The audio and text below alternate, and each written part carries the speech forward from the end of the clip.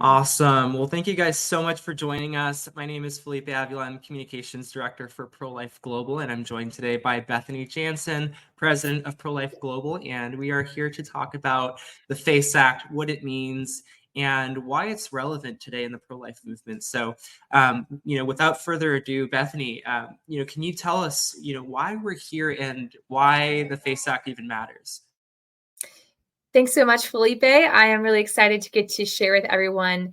The FACE Act is called the Freedom of Access to Clinic Entrances Act. It was passed in 1994, the same year I was born, so 30 years ago, under the President Bill Clinton administration. And the purpose of the act was specifically because, and predominantly because of the fact that there had been a movement over the course of a couple decades of abortion clinic sit-ins under the Operation Rescue movement, where a lot of people would go to their local abortion facility on a Saturday and they would go and sit in the abortion facility, either block the entrance. Sometimes they would, chain themselves somehow, or just a lot of times sitting even on the tables of the where they were doing the abortions. And the goal was to try to, and then, people get arrested and they would go to jail for a day or so under trespassing ordinances. And then, they would come back the next Saturday and be out there sitting in their abortion facility. And really the movement came from Martin Luther King's movement of essentially civil disobedience to set up and to make a statement, which also comes from Gandhi's movement as well in the early 1930s when he was protesting against the salt limitation of actually buying local Indian salt. And that was a protest that he did against the British government. And even though it was illegal. So that's kind of where it comes from in the history of the FACE Act, that specifically put a massive, massive implications in place if someone was to block the entrance to an abortion facility, specifically to clinic entrances.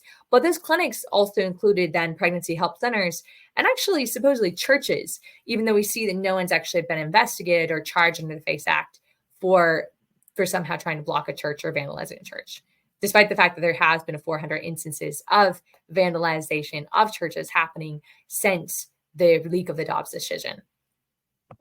So we see now 120, pro-lifers that have been charged recently under the FACE Act, but, no one charged for vandalizing churches, and 3 people charged for pregnancy centers in some way. Exactly. And I think that's what a lot of this is about, is the fact that the Biden administration is weaponizing the FACE Act, right? And as you kind of touched on, the law was originally put in place to protect abortion access, but also protect access to, churches and other religious facilities. And now we look at the discriminatory application of the law, and it's so lopsided that it's so clear that the Biden administration is just using this law to suppress pro-life speech. And so can you walk us through a little bit? We've heard some news this week of pro-life activists who have, been arrested and sentenced under the FACE Act. Some people have gotten nearly 5 years in prison. Others have gotten a couple of years. Why is this so significant now in the pro-life movement? So it's significant because some pro-lifers have been thinking through the question of what did other civil rights movements do? And they've said, hey, we want to do something, again, going back to the old rescue movement strategy. But again, the FACE Act was put in place in that era. And it essentially, as I said, it's effort to chill the rescue movement. And by putting in pretty large and significant implications, violating the FACE Act said 6 months in jail. And up to $10,000 fine. However, the pro-lifers right now who have been sentenced over the last couple of days, their sentence is a lot higher than that. We see someone actually up to 5 years, some of them 21 months, someone who pleaded guilty got 10 months. So the reason why they're getting such larger amount of sentences is because they're actually been tried on a conspiracy charge, conspiracy to violate the FACE Act. And why is this significant now? I think after Roe versus Wade changed, we saw that there needed to be, or how should I say this? Some pro-lifers saw that there needed to be more of a presence, so they needed to actually do something more.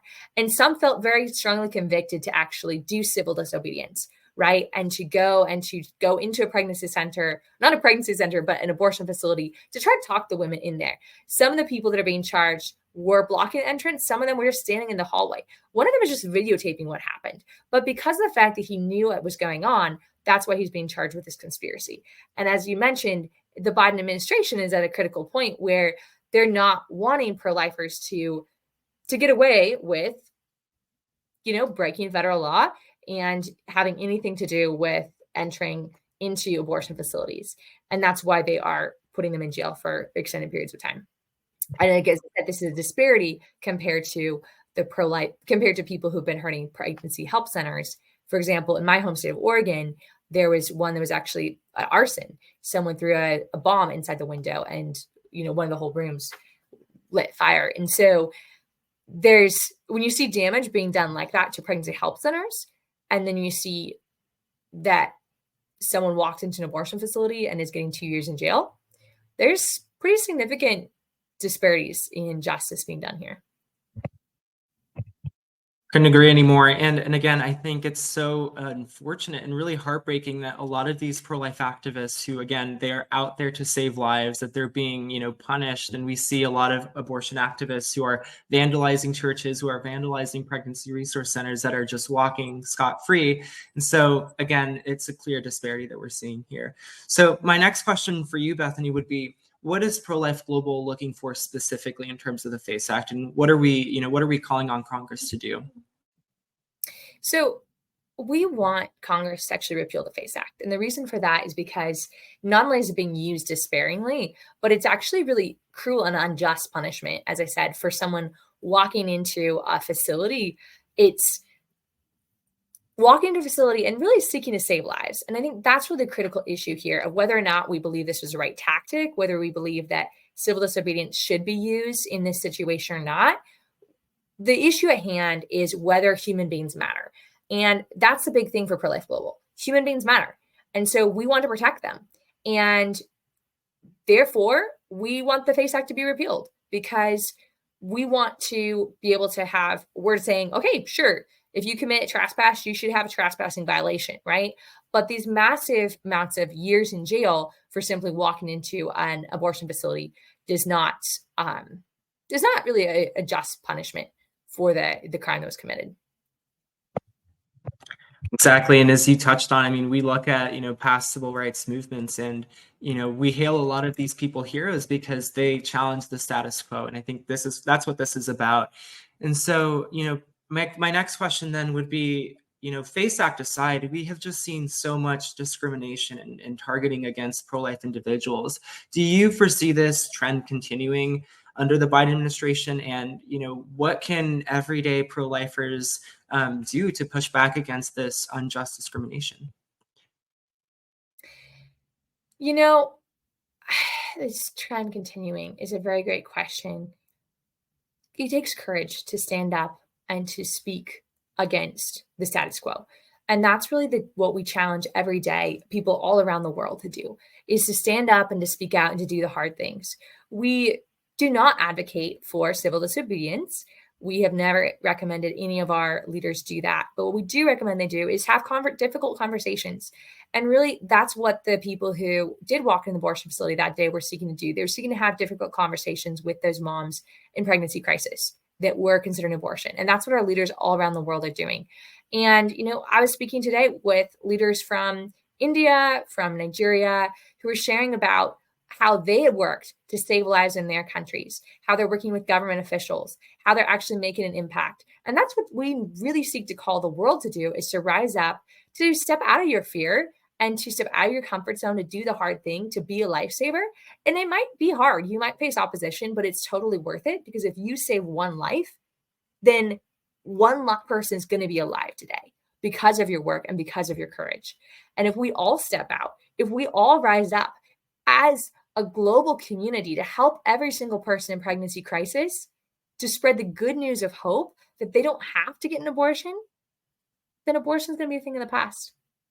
And every single woman will feel supported and loved. She won't feel, and honestly, that's why many, many people get abortions, because they feel like they have no other option. But if we create a community and culture where they have other options and we're being there for them, then abortion will be, it'll be done. No one will be like, okay, I have to do this, because they'll have friends and family and everybody that says, hey, I'll adopt your baby, but I'm not just here just to adopt your baby after the baby's born. I'm here to help you every step of the way. I'm here to make sure you have a place to live. I'm here to make sure you have food. I'm here to make sure you have a job. Or if you can't work, I'm here to make sure that you have everything you need while you can't work, and to make sure your local business is running. and to really just be there for you. If you choose to keep your child and to parent your child, I'm going to help you with childcare, right? I'm going to be there to support you every step of the way. And that's really only something that can be done on a very localized level, very community level, which is why our model of Pro-Life Global is to call the world to gather together in every city, school, and university to form a team that's actively fighting to save lives in their communities. Well said. And I think, again, that's what Pro-Life Global is really about, is uplifting Gen Z and young mothers to choose life and to abolish abortion within our lifetime. And I want to wrap up on a high note. Bethany, can you share a little bit about, give us a sneak peek of what's coming up this summer in terms of pro-life activism with Pro-Life Global across the world? There's a lot coming up this summer.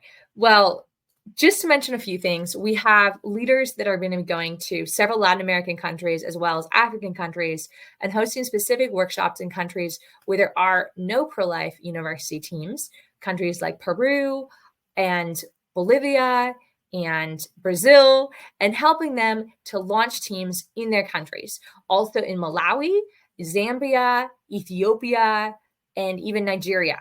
We have trips planned, and we're planning and sending our leaders to really train and equip people to launch new teams in their regions, which is extremely, extremely exciting because around the world, like I'm an American, okay? In the United States, Students for Life of America, the leading pro-life student organization here, recommends that or says that there's about 1,400 student groups in the country. Outside the US, we know of about 100 student teams outside the US active in their schools and universities to save lives. And that's nothing in comparison to the 8 billion people in this world. So we have a massive amount of way to reach our goal of 73 million lifesavers, but steps are being taken quickly to reach that goal, and we're excited to be part of it. And we're really excited to invite each of our listeners as well in to join us, because we need a couple things. We need prayers and we need funding. So if you can't come with us on a trip, then consider donating, because it costs money for flights. Flights in and of themselves, even for an African leader from one country in Africa to another country to equip the leaders there, is $1,000 minimum. All right. Within Latin America, it also costs $500,000 just to travel from country to country. So if you consider pitching in, whether that's $500 or whether that's $50, whatever you can would go directly towards that travel expenses and the ability to send some of our key volunteers who are trained and equipped to be able to train and equip other lifesavers around the world. You can also start your life team. Yes, if there's not a life team in your community, contact us and we'll help you to start one as well. Absolutely. Well, thank you so much, Bethany. And again, I'm so excited to see all of the work ahead that is going to come up for Pro-Life Global this year and the years to come. But yes, once again, we are unequivocal in repealing the FACE Act, and we believe that pro-life activists should not be discriminated against under federal law. But with that, thank you so much, Bethany, for hopping on. And for everyone watching, please stay tuned for more content to come and for more ways to get involved. Thanks so much, Felipe. Have a great day and be a lifesaver.